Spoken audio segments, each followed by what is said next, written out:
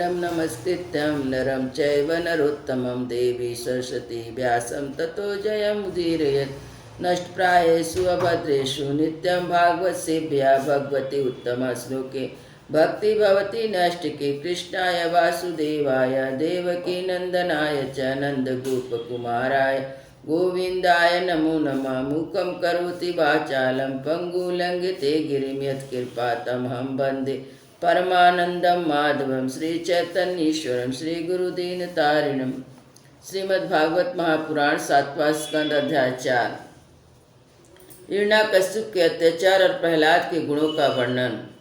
नारद जी कहते हैं, युधिष्ठिर, जब हिरण्याकश्यप ने ब्रह्मा से इस प्रकार के अत्यंत दुर्लभ वर मांगे तब उन्होंने उसकी तपस्या से प्रसन्न होने के कारण उसे वर दे दिए। ब्रह्मा जी ने कहा, बेटा, तुम जो वर मुझसे मांग रहे हो वह जीवों के लिए बहुत ही दुर्लभ है, परंतु दुर्लभ होने पर भी मैं तुम्हें वह सब वर दिए देता हूँ। नारद जी कहते हैं, ब्रह्मा जी के वरदान कभी झूठे नहीं होते, वे समर्थ एवं भगवत रूप भी हैं। वरदान मिल जाने के बाद हिरण्याकश्यप ने उनकी पूजा की। तत्पश्चात प्रजापतियों से अपनी स्तुति सुनते हुए वे अपने लोक को चले गए। ब्रह्मा जी से वर प्राप्त करने पर हिरण्याकश्यप का शरीर सुवर्ण के समान कांति में हृष्ट पुष्ट हो गया। वह अपने भाई की मृत्यु का स्मरण करके भगवान से द्वेष करने लगा। उस महादैत्य ने समस्त दिशाओं में तीनों लोकों में दैत्यों, असुरों, नरपति, गंधर्व, गरुड़, सर्प, सिद्ध, चारण, विद्याधर, ऋषि, पितरों के अधिपति, मनु, यक्ष, राक्षस, पिशाच, प्रेत, भूतपति एवं समस्त प्राणियों के राजाओं को जीतकर अपने वश में कर लिया। यहाँ तक कि उसे विश्व विजयी दैत्य ने लोकपालों की शक्ति स्थान भी छीन लिए। अब वह नंदनवन आदि दिव्य उद्यानों के सौंदर्य से युक्त स्वर्ग में ही रहने लगा था। स्वयं विश्वकर्मा का बनाया हुआ इंद्र का भवन उसका निवास स्थान था। उस भवन में तीनों लोग का सौंदर्य मूर्तिमान होकर निवास करते थे। वह सब प्रकार की संपत्ति से संपन्न था। उस महल में मूंगे की सीढ़ियाँ, पन्ने की गचे, स्पष्ट मणि की दीवारें, बैदुर मणि के खंभे, माणिक की कुर्सियाँ, रंग बिरंगे चंदुए तथा दूध के फेन के समान सहिया जिन पर मोतियों की झालर लगी हुई थी शोभामान हो रही थी। सर्वांग सुंदरी अप्सराएं अपने नुपुरों से रुनझुन ध्वनि करती हुई रत्न में भूमि पर इधर उधर टहला करती थी। कहीं कहीं उसमें अपना सुंदर मुख देखने लगती थी। उस महेंद्र के महल में महाबली महामनस्वी हिरण्याकश्यप का सब लोगों को जीतकर सबका एक छत्र सम्राट बनकर बड़ी स्वतंत्रता से विहार करने लगा। उसका शासन इतना कठोर था कि उसमें भयभीत होकर देव दानव उसके चरणों की वंदना करते रहते थे। युधिष्ठिर वह उत्कृष्ट गंध वाली मदिरा पीकर मदवाला रहा करता था। उसकी आंखें लाल लाल और चढ़ी हुई रहती। उस समय तपस्या, योग, शारीरिक मानसिक बल का भंडार था। ब्रह्मा, विष्णु और महादेव के सिवा और सभी देवता अपने हाथों में भेंट ले लेकर उसकी सेवा में लगे रहते। जब वह अपनी पुरुषार्थ से इंद्रासन पर बैठ गया तब युधिष्ठिर, विश्वस, वसु, तुम्बुर तथा हम सभी लोग उसके सामने गान करते। गंधर्व, सिद्ध, ऋषिगण, विद्याधर, अप्सराएं बार बार उसकी स्तुति करती थी। युधिष्ठिर वह इतना तेजस्वी था कि वर्ण श्रम धर्म का पालन करने वाले पुरुषों को बड़ी बड़ी दक्षिणा याग वाले यज्ञ करते। उसकी यज्ञों की आहुति वह स्वयं छीन लेता। पृथ्वी के 7 द्वीपों में उसका अखंड राज था। सभी जगह बिना ही जोते हुए धरती से अन्न पैदा होता था। वह जो कुछ चाहता अंतरिक्ष से उसे मिल जाता और आकाश से उसे भांति भांति की आश्चर्यजनक वस्तुएं दिखा दिखाकर उसका मनोरंजन करता था। इस प्रकार खारे पानी, सुरा, घृत, इच्छू रस, दधी, दूध और मीठे पानी के समुद्र भी अपनी पत्नियों नदियों के साथ तरंगों के द्वारा उनके पास रत्न राशि पहुँचाया करती थी। पर्वत अपनी घाटियों के रूप में उसके लिए खेलने का स्थान जुटाते और वृक्ष सब ऋतुओं में फूलते फलते। वह अकेला ही सब लोकपालों के भिन्न भिन्न गुणों को धारण करता था। इस प्रकार दिग्विजय एक छत्र सम्राट होकर वह अपने को प्रिय लगने वाले विषयों का स्वच्छंद उपयोग करने लगा, परंतु इतने विषयों में उसकी तृप्ति ना हो सकी, क्योंकि अंततः इंद्रियों का दास ही तो था। युधिष्ठिर, इस रूप में वह भगवान का वही पार्षद जिसने सनक अधिक ने साप दिया था, ऐसा ईश्वर के मत से मतवाला हो रहा था और घमंड में चूर होकर शास्त्रों की मर्यादा का उल्लंघन कर रहा था। देखते ही देखते उसके जीवन का बहुत सा समय बीत गया। उसके कठोर शासन से सब लोग और लोकपाल घबरा गए। जब उन्हें और कहीं किसी का आश्रय न मिला तब उन्होंने भगवान की शरण ली। उन्होंने मन ही मन कहा, जहाँ सर्वात्मा जगदीश्वर श्री हरि निवास करते हैं, जिसे प्राप्त करके शांत और निर्मल सन्यासी महात्मा फिर लौटते नहीं, भगवान के उस परम धाम को हम नमस्कार करते हैं। इस भाव से अपनी इंद्रियों का संयम और मन को समाहित करके उन लोगों ने खाना पीना सोना छोड़ दिया, निर्मल हृदय से भगवान की आराधना की। एक दिन उन्हें मेघ के समान गंभीर व आकाशवाणी सुनाई पड़ी। उनकी ध्वनि से दिशाएं गूंज रही थी। साधुओं को अभय देने वाली ये बाणी थी, श्रेष्ठ देवताओं, डरो मत, तुम सब लोगों का कल्याण हो। मेरे दर्शन से प्राणियों का परम कल्याण की प्राप्ति होती है। इस नीच दैत्य की दुष्टता मुझे पहले से ही पता था, मैं इसे मिटा दूंगा। अभी कुछ दिनों तक समय की प्रतीक्षा करो।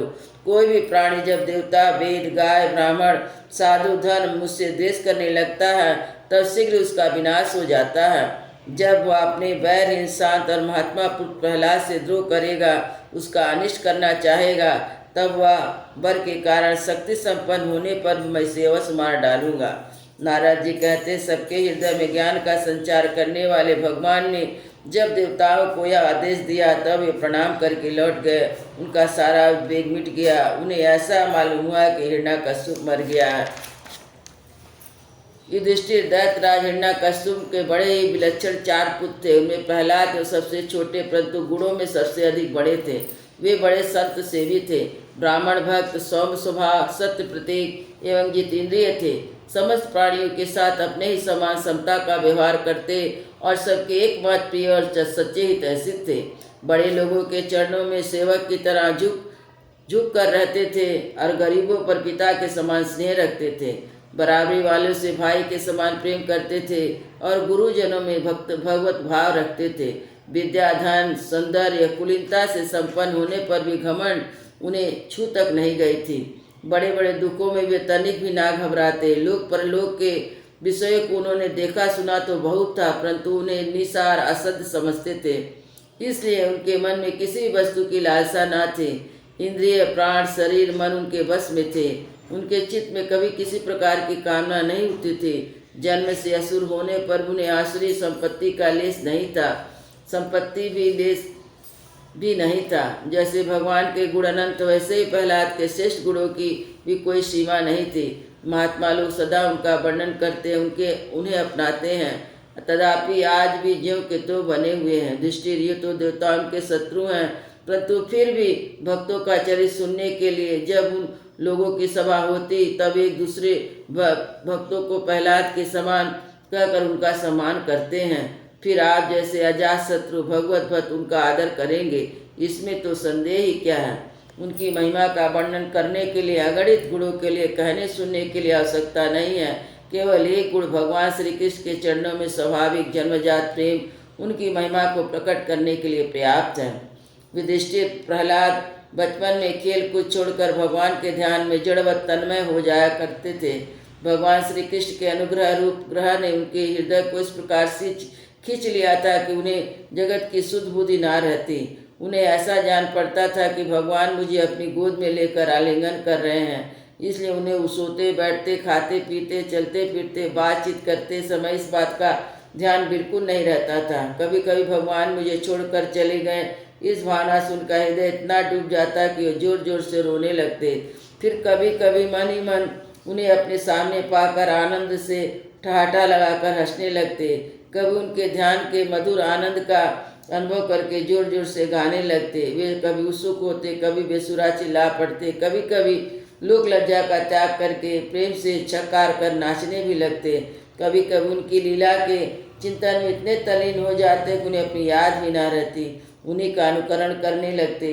कभी भीतर ही भीतर भगवान का कोमल संस्पर्श अनुभव करके आनंद में मग्न हो जाते, चुपचाप शांत होकर बैठे रहते। उस समय उनका रोम रोम पुलकित हो उठता, अधकुले नेत्र अविचल प्रेम आनंद के आंसू से भरे रहते। भगवान श्री कृष्ण के चरण कमलों की यह भक्ति अकिंचन भगवत प्रेमी महात्माओं के संग से ही प्राप्त होती है। इसके द्वारा वे तो स्वयं परमानंद मगन होते रहते हैं, और जिन बेचारों का मन कुसंग के कारण अत्यंत दीनहीन हो रहा, उन्हें भी बार बार शांति प्रदान करते थे।